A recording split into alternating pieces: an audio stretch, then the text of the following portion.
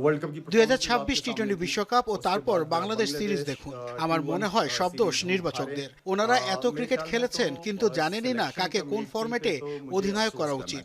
শাহিনকে কেন অধিনায়ক করা হলো? একদিনের ক্রিকেটে কি অভিজ্ঞতা ওর আছে? টি-20 হলে বুঝতাম, কিন্তু 50 ওভারের ক্রিকেটে এই সিদ্ধান্ত সঠিক হয়নি। বাংলাদেশের বিরুদ্ধে ওয়ানডে সিরিজ হারের পর পাকিস্তান ক্রিকেট এখন একরকম আগ্নেয়গিরির উপর দাঁড়িয়ে, আর সেই আগুনে ঘি ঢাললেন দেশটির সাবেক অধিনায়ক শাহিদ আফ্রিদি। সামাজিক যোগাযোগ মাধ্যম এক্সে এক ভিডিও বার্তায় তিনি সরাসরি প্রশ্ন তুলেছেন, শাহিন আফ্রিদিকে কেন ওয়ানডে অধিনায়ক করা হলো। আফ্রিদির মতে টি-20তে শাহিনের অভিজ্ঞতা থাকলেও 50 ওভারের ক্রিকেটে নেতৃত্বের কোনো যোগ্যতাই তার নেই। আফ্রিদি সোজাসুজি তোপ দেগেছেন নির্বাচক কমিটির দিকে। 2026 টি-20 বিশ্বকাপ ও তারপর বাংলাদেশ সিরিজ দেখুন। আমার মনে হয় সব দোষ নির্বাচকদের। ওনারা এত ক্রিকেট খেলেছেন কিন্তু জানেনই না কাকে কোন ফরম্যাটে অধিনায়ক করা উচিত। শাহিনকে কেন অধিনায়ক করা হলো?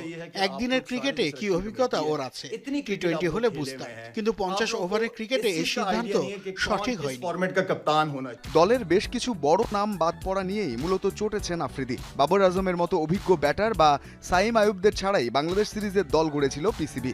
বদলে মাজ সাদাকাত বা শামিল হোসেনদের মতো অনভিজ্ঞ তরুণদের খেলানো হয়েছে, যা দলের জন্য আত্মঘাতী হয়েছে বলে মনে করেন এই পাকিস্তানি কিংবদন্তি। দরকার আফ্রিদির এই কথার পর অবশ্য পাকিস্তানের ক্রিকেট সমর্থকদের একটা অংশের দাবি, জামাইয়ের ব্যর্থতা ঢাকতেই এই কাজ করেছেন আফ্রিদি। শাহিনের অধিনায়কত্বে অজস্র ভুল হয়েছে, তার খেসারত দিতে হয়েছে দলকে, শাহিনের সমালোচনাও হয়েছে।